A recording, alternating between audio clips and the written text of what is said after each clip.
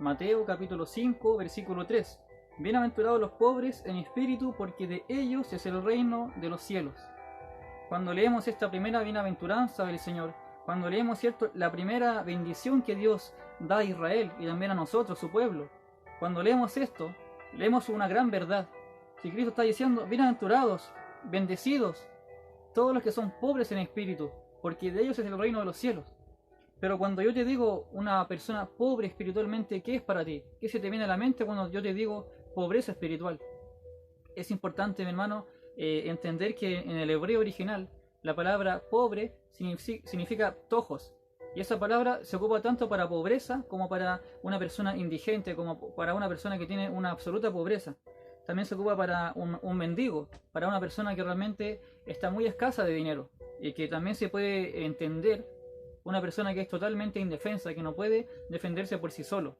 Porque una persona que está en extrema pobreza necesita ayuda, necesita una mano que lo ayude. Entonces, en base a esto, cuando leemos Mateo capítulo 5, versículo 3, Dios te está diciendo, bienaventurado, alégrate, si te consideras pobre espiritualmente delante de mí. Y esta palabra también es para ti. Tú que conoces al Señor, tú que llevas tiempo en la iglesia, tú que llevas tiempo congregándote, que conoces mucho a Dios, que conoces mucha teología, conoces mucho la palabra de Dios. Pero aún así, te consideras pobre delante de Dios. Tú no te aferras a tu conocimiento, no te aferras, ¿cierto?, a la teología, no te aferras a tu hermenéutica, no te aferras a los años que llevas, ¿cierto?, predicando en púlpitos, a los años, al tiempo que has predicado en la calle. Tú tienes, ¿cierto?, en tu corazón una pobreza espiritual. Tú entiendes que todo lo que tú has tenido, lo que has logrado, es porque Dios ha estado contigo. Quiero que vayamos a Lucas capítulo 18, versículo 9 en adelante. Esta es una hermosa parábola. Dice, la parábola del fariseo y el publicano. A unos que confiaban en sí mismos como justos y menospreciaban a los otros, dijo también esta parábola. Dos hombres subieron al templo a orar, uno era fariseo y el otro publicano. El fariseo, puesto en pie, oraba consigo mismo de esta manera: Dios, te doy gracias porque no soy como los otros hombres, ladrones, injustos, adúlteros, ni aun como este publicano. Ayuno 2 veces a la semana, doy diezmos de todo lo que gano, mas el publicano, estando lejos, no quería ni aun alzar los ojos al cielo, sino que se golpeaba el pecho diciendo, Dios, sé propicio a mí, pecador. Os digo que éste descendió a su casa justificado antes que el otro, porque cualquiera que se enaltece será humillado, y el que se humilla será enaltecido. En esta hermosa parábola tenemos dos tipos de personas.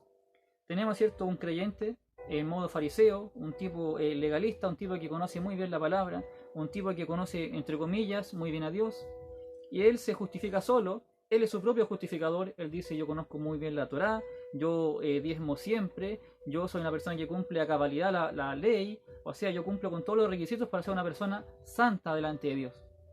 Tenemos por otro lado, ¿cierto?, un publicano que no era muy querido por los hebreos, un publicano que dice que es un pecador, que no tiene nada más que apelar a Dios, un publicano que simplemente dice, Señor, no tengo nada que decir a favor de mí, sino que puedo decir solamente que soy un pecador y necesito tu ayuda, necesito que me ayudes. Tenemos dos personas, una persona que dice yo cumplo con todos los requisitos y otra que dice yo no cumplo con ningún requisito y necesito tu ayuda.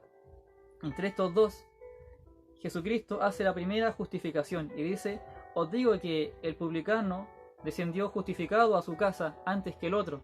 O sea que Cristo ya lo había limpiado con su sangre a esa persona que realmente no tenía por dónde ser salva delante de Dios.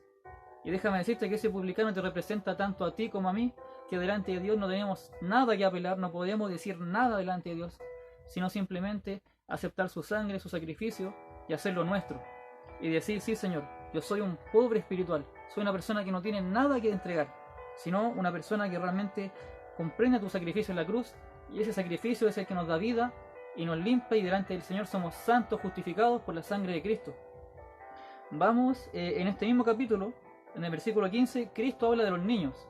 En este mismo contexto, dice, traían a él los niños para que los tocase, lo cual, viendo los discípulos, le reprendieron. Mas Jesús, llamándolos, dijo, dejad a los niños venir a mí, y no se lo impidáis, porque de los tales es el reino de Dios. Y después, para finalizar, dice, de cierto os digo, que el que no recibe el reino de Dios como un niño, no entrará en él. Esto es hermoso, porque Dios te dice que para entrar al reino de Dios tienes que ser como un niño. ¿Y cómo son los niños? Dependen de alguien, dependen de una persona que los lleve de la mano. No son autosuficientes. Recordemos la palabra de Dios que dice: yo soy la vid, vosotros sois los pámpanos. El que permanece en mí lleva mucho fruto, porque apartado de mí nada podéis hacer. Mi hermano, esta palabra es sencilla.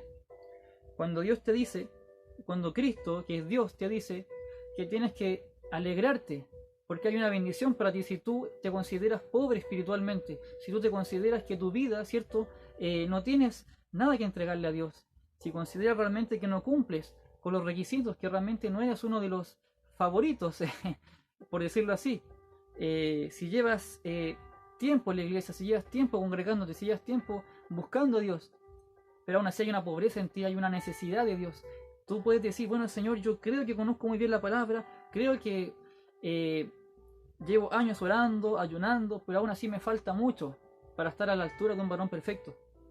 Necesito de ti. Hay una alabanza muy linda que dice: necesito de ti.